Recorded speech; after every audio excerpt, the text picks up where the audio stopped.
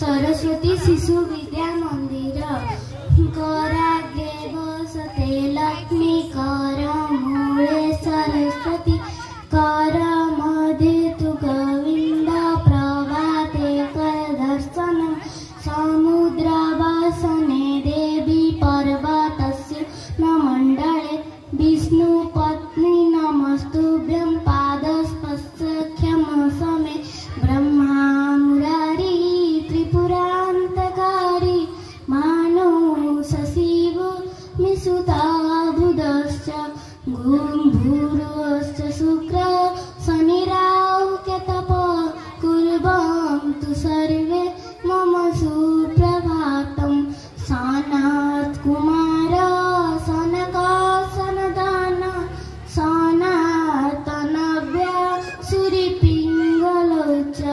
सप्त सरास सरसतालनि कुर्वा